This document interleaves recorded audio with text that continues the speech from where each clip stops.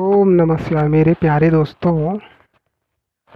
आज मैं बताऊंगा बड़ा भ्राता बड़े भाई पर भाई ही क्यों राजा बनता था, उसका ही अधिकार क्यों रहता है इस संसार में पहले छोटे भाई से। तो मेरे प्यारे दोस्तों, एक जब ब्रह्मा और नारद मुनि पिता और पुत्र हैं, जानते हैं, तो एक दिन संवाद चल रहा था दोनों में।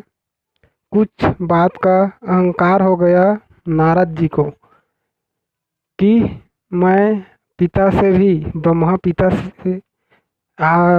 पिता आपसे भी मैं बुद्धिवान हो गया हूँ। तो ऐसा अहंकार कर रहे थे। तो ब्रह्मा जी ने बोला, बेटा कितना भी ज्ञान अर्जित कर ले, कितना भी कुछ अर्जित कर ले, वो पिता से बड़ा कभी नहीं हो सकता। तो मेरे दोस्तों, जो ये इस संसार में बड़ा है, जो सबसे पहले आता है इस धरती में, उससे बड़ा बाद में आने वाला नहीं हो सकता। तो इसीलिए उसका अधिकार भी ज़्यादा होता है, इसीलिए पहले राजा भी पहले उसी को चुना जाता था। और आज भी अपना बाप का धन जन या जमीन में बड़ा का ही नाम ही आता है। तो यह तो हो गया भौतिकवादी राजा या अधिकार पहले बड़ा भाई को ही क्यों मिलता है और छोटा भाई को क्यों नहीं।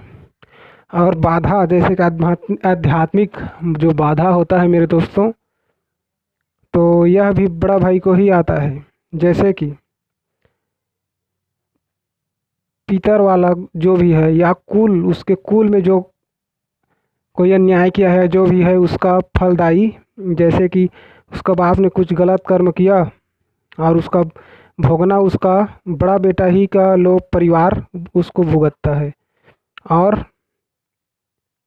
छोटा भाई पर उतना नहीं आता है लफड़ा। तो मेरे प्यारे दोस्तों, जैसे कि जो पितर हो गया, जो कुल देवी देवता है, वो सभी बड़ा भाई को ही इसीलिए पकड़ते हैं। तो इसलिए बाधा बड़ा भाई पर ही आता है। जैसे कि मेरे प्यारे दोस्तों, यह मेरे आसपास गांव का एक घटना बताता हूँ। कई घटना है लेकिन एक ही को मैं बताता हूँ। जैसे कि मान ले जाए, वो लोग दो तीन भाई हैं। मेरे पास के गांव में दो तीन भाई हैं। तो वह जो जेठ है, वह उनके कुल देवी देवता को नहीं मानते हैं। वह बाहर में दिल्ली साइड ही काम करते थे इतने दिन से। तो कम से कम 20-25 साल हो गया वो बाहर ही रहते हैं। तो कुल देवी देवता को वो ध्यान से चला गए, उसको मानते भी नहीं हैं। अपन दारू पीकर अपना जीवन रोटी चलाते थे बाहर में।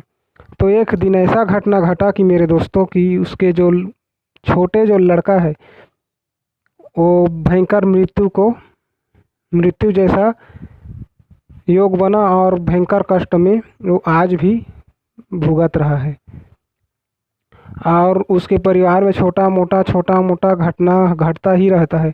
तो ऐसा सब, अगर आप जेठ हैं और ऐसा घटना घटता रहता है, तो निश्चित तौर पे आपका कुल देवी देवता या जो भी लफड़ा है, तो सर्च कीजिए, अंताजिए अपना, और अपना मनोदशा स्थिर कीजिए और विश्वास रखिए। और ओम नमः शिवाय मेरे दोस्तों। आप